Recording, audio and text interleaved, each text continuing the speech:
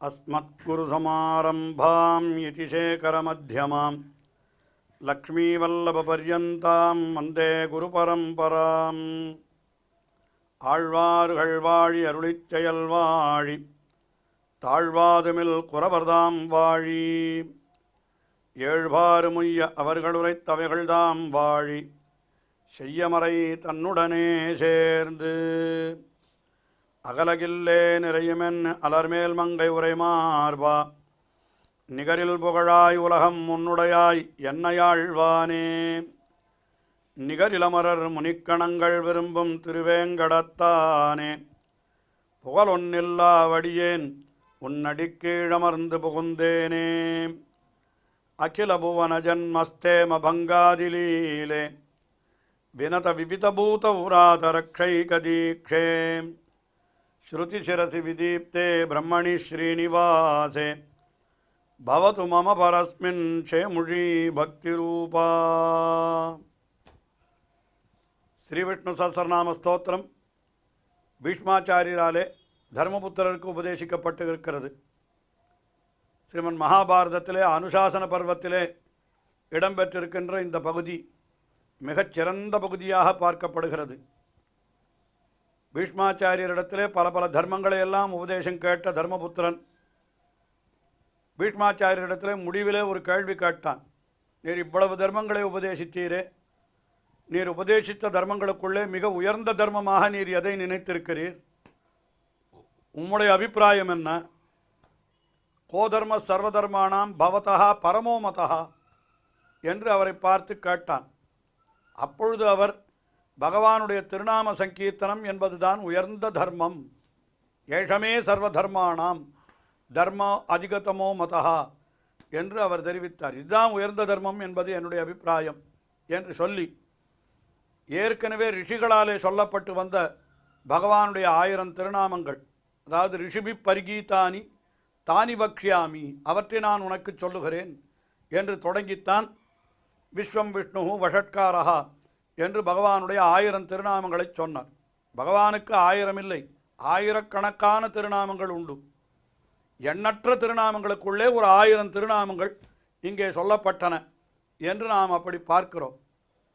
அந்த திருநாமங்களெல்லாம் ஒவ்வொன்றும் பகவானுடைய பெருமைகளை, அவனுடைய பல்வேறு தன்மைகளை விளக்கும்படியாக அமைந்திருக்கின்றபடியினாலே வெவ்வேறு சித்தாந்தத்தைச் சேர்ந்தவர்களாக இருந்தாலும் கூட இதற்கு அற்புதமான வியாக்கியானங்களை அருளி செய்திருக்கிறார்கள் ஆச்சாரியர்கள் பலர். அதிலே நாம் அத்வைத பிரவர்த்தகரான ஆதிசங்கர பகவத்பாதர், விசிஷ்டாத்வைதாச்சாரியரான பராசர பட்டர், துவைத்தாச்சாரியரான சத்யசந்த தீர்த்தர் ஆகியவர் அருளி செய்த மூவருடைய வியாக்கியானங்களை பார்த்து வருகிறோம். அதிலே இன்றைய தினம் 895வது திருநாமம் லோகாதிஷ்டானம் என்கிற திருநாமம் முதலிலே அனுபவிக்கப்படுகிறது. லோகாதிஷ்டானம், லோகத்திற்கெல்லாம் அதிஷ்டானம் என்னால் ஆதாரம் என்பதுதான் நேரடியான பொருள். அதற்கு அந்த பொருளையே காட்டுகிறார் ஆதிசங்கர பகவத்பாதர்.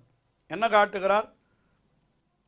தம் அநாதாரம் ஆதாரம் அதிஷ்டாய த்ரயோ லோகா திஷ்டந்தீதி, த்ரயோ லோகாஸ் திஷ்டந்தி இதி லோகாதிஷ்டானம் என்று ஆதிசங்கர பகவத்பாதர் அர்த்தம் காட்டுகிறார். அதாவது ஆதாரம் அற்றவைகளுக்கு தான் ஆதாரமாய் இருப்பவன், அதாவது அநாதாரம் ஆதாரம் அதிஷ்டாய என்று சொல்லுகிறார்.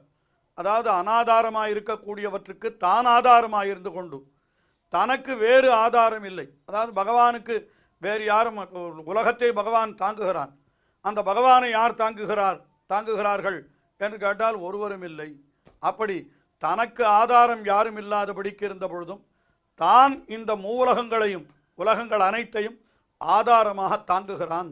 ஆகையினாலே அவனுக்கு லோகாதிஷ்டானம் என்பது பெயர் என்பதாக ஆதிசங்கர பகவத்பாதர் காட்டினார். ஆனால் இந்த திருநாமங்கள் எல்லாம் பரமபதத்திற்கு சென்று பகவானை அனுபவிக்கின்ற முக்தனுடைய அந்த வழிகளை சொல்லுகிறது என்று சொன்னார் அல்லவா? ஆரம்பத்திலிருந்தே நாம் இன்னும் 10-15 திருநாமங்கள் பின்னாலே பார்த்தோமானால் ஒவ்வொரு திருநாமமும் அர்ச்சிராதி கதியிலே ஒரு படி என்று சொல்லி கொண்டு வந்து அதற்கு பிறகு இவனுக்கு அமானவ கரஸ்பர்ஷம் ஜீவாத்மாவுக்கு ஏற்படுகிறது. அப்சரசுக்கள் எல்லாம் வந்து இவனை அலங்கரிக்கிறார்கள். இவனும் அந்த பர்யங்க வித்தியிலே சொல்லப்பட்டபடி அந்த பகவானை அணுகி இருந்து அவனை அனுபவிக்கிறான் என்றெல்லாம் கீழ்த்திருநாமங்களிலே சொல்லி கடைசியில் என்ன சொன்னார்?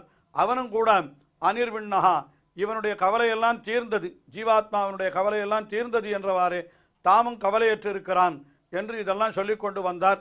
சதாமர்ஷி அது முதல் இவன் செய்யக்கூடிய கைங்கரியங்களை எல்லாம் ஏற்றுக்கொண்டு அவனுக்கு அனுபவத்தை கொடுக்கிறார் என்று சொன்னார் அல்லவா.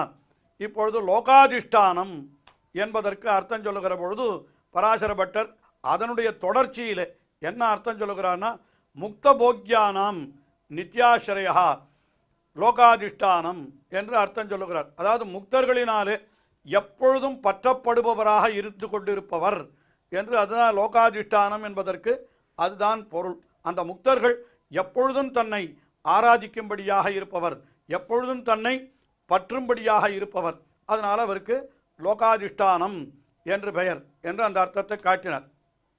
அதற்கு அடுத்தபடியாக சத்யசந்த தீர்த்தர் லோகாதிஷ்டானம் என்கிற திருநாமத்திற்கு அர்த்தம் சொல்லுகிற பொழுது ஜெகதாஸ்ரயா என்று ஒரே வரியிலே ஒரே சொல்லிலே அர்த்தம் காட்டினார். உலகங்கள் அனைத்திற்கும் புகழாக இருப்பவர் ஜெகதாஸ்ரயா, லோகாதிஷ்டானம் ஜெகதாஸ்ரயா என்று அந்த அர்த்தத்தை காட்டினார். அதற்கு அடுத்தபடியாக 896வது திருநாமம் அத்புதா. அத்புதா என்னால் என்ன? மிகவும் அற்புதமானவர், அவ்வளவுதானே அர்த்தம் சொல்லணும். அத்புதத்வாத்து அத்புதா. சங்கர பகவத்பாதர் மிகச் சுருக்கமாக முதலிலே காட்டிவிட்டார். அத்புதத்வாத்து அத்புதா, அற்புதமாக இருக்கிறபடியினாலே அற்புதம் என்கிற சொல்லுக்கு என்ன அர்த்தம் சொல்லுவது? மிகவும் அற்புதமாக இருப்பவர், உயர்ந்தவர், ஆச்சரியப்படும்படி இருப்பவர், ஏதோ சொல்லணும். அதுதான் சொன்னார். இந்த அற்புதம் என்பதற்கு என்ன விளக்கம் சொல்லுவது? ஆனால் மேலே கொஞ்சம் விளக்கம் சொல்லுகிறார் ஆதிசங்கர பகவத்பாதர். ஸ்வரூப சக்தி வியாபார காரியைஹி அத்புதத்வாத்வா அத்புதா என்று தம்முடைய ஸ்வரூபம், ஸ்வரூபம் என்னால் அவனுடைய தன்மை, அதுக்கு மேலே ரூபம் அவனுடைய உருவம், அதுக்கு மேலே அவனுடைய சக்தி, அவனுடைய செய்கை எல்லாமே அற்புதமாக இருக்கிறது. பகவானுடைய அவனுடைய தன்மையாகட்டும், அவனுடைய திருமேனி உருவமாகட்டும், இந்த ஸ்வரூபம் சக்தி என்று காட்டுகிறார். எல்லாமே கூட அவனுக்கு அற்புதமாக இருக்கிறது. ஆகையினாலே அவனுக்கு அற்புதா என்று பெயர் என்று காட்டினார். அத்புதா என்கிற திருநாமத்திற்கு பராசரப்பட்ட அர்த்தம் சொல்லுகிற பொழுது கீழே முக்தன் பகவானை அனுபவிப்பது என்பது பற்றித்தான் சொல்லப்பட்டு கொண்டு வந்தது பல திருநாமங்களிலே தொடர்ச்சியாக. இப்போ கீழே கடைசியாக சொன்ன திருநாமத்திலேயும் கூட லோகாதிஷ்டானம் என்பதற்கு முக்தர்களாலே எப்பொழுதும் அனுபவிக்கப்படுபவர், பற்றப்படுபவர் என்கிற அர்த்தத்தை காட்டினார். அப்பொழுது இந்த திருநாமம் அதனுடைய தொடர்ச்சியிலே இருக்க வேண்டும் அல்லவா? என்ன அர்த்தம் காட்டுகிறார்?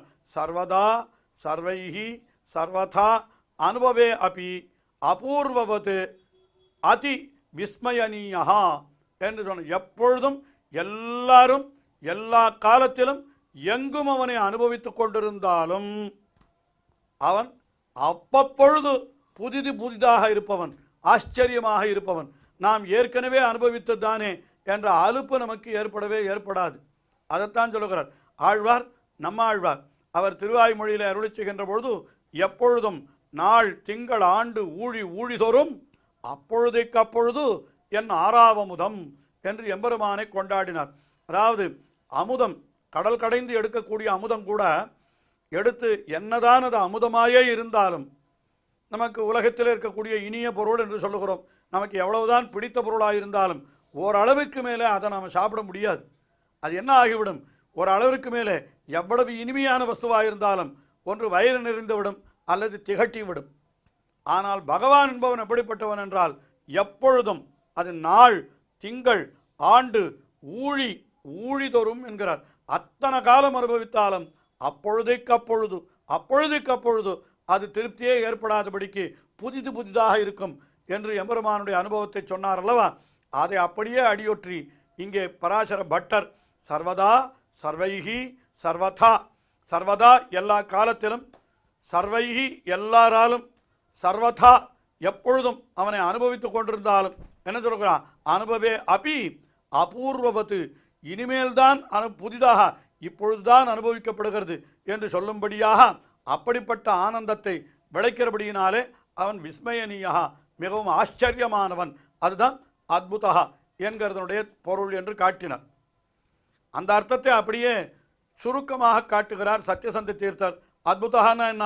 ஆச்சரிய ரூபா, ஆச்சரியமான உருவத்தை உடையவர் என்று அந்த அர்த்தத்தை காட்டினார்.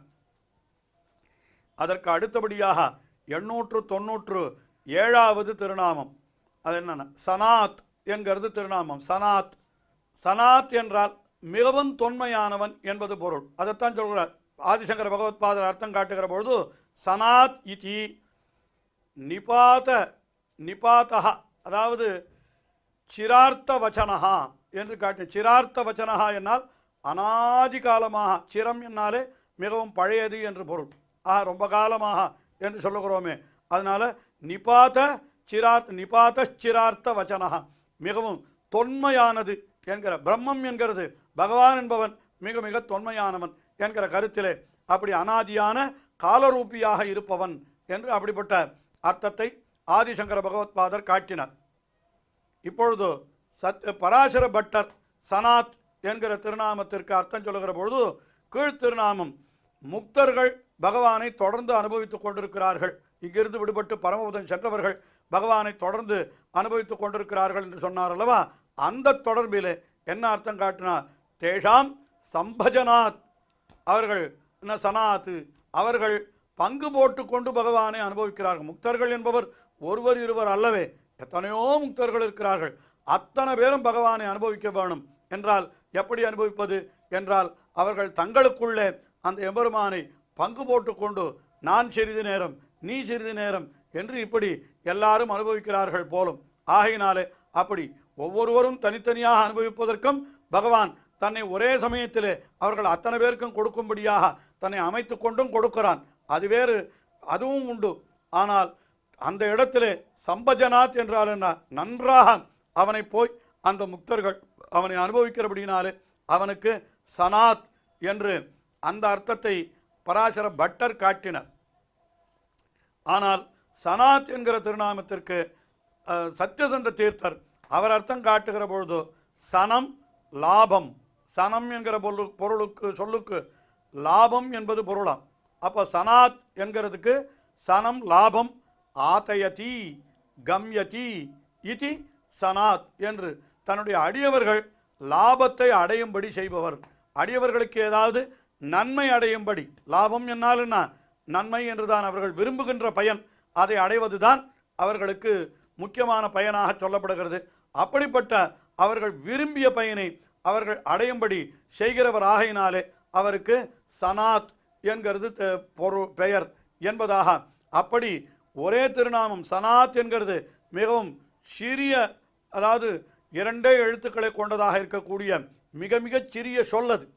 ஆனால் அந்த திருநாமத்திற்கு கூட ஒவ்வொரு ஆச்சாரியரும் ஓரொரு விதமான பொருளை காட்டுகிறார். ஆதிசங்கர பகவத்பாதர் காட்டுகிற பொழுது அவர் என்ன சொல்லுகிறார்? அனாதியான காலரூபியாய் இருப்பவர் என்று காட்டினார் சனாத் என்பதற்கு. சனாத் என்றால் கீழ் திருநாமங்களோடு தொடர்பு படுத்தி முக்தர்கள் அனைவராலும் நன்கு அனுபவிக்கப்படுவோர் என்கிற அர்த்தத்தை காட்டினார் பராசர பட்டர். ஆனால் சனம் என்கிறது லாபம் என்கிற பொருளை உடையதாகையினாலே சனாத் என்னால் லாபம் ஆதயதி என்று லாபத்தை அடையும்படி செய்பவர், நன்மையை அடையும்படி அடியவர்களுக்கு செய்பவர் என்று ஒரே திருநாமத்திற்கு இப்படிப்பட்ட பொருள்களை ஆச்சாரியர்கள் காட்டியிருக்கிறார்கள். திருநாமங்கள் இன்னமும் விசேஷமாக தொடர்கின்றன. ஆச்சாரியர்களுடைய வியாக்கியானங்களும் மிகவும் அற்புதமாக தொடர்கின்றன. தொடர்ந்து அனுபவிப்போம். ஸ்ரீயக்காந்தாய கல்யாண நிதையே நிதையேர்த்தினாம் ஸ்ரீவேங்கட நிவாசாய ஸ்ரீனிவாசாய மங்களம். ஸ்ரீமத் சுந்தரஜாமா திருமுனிமான சவாசினே சர்வலோக நிவாசாய ஸ்ரீனிவாசாய மங்களம்.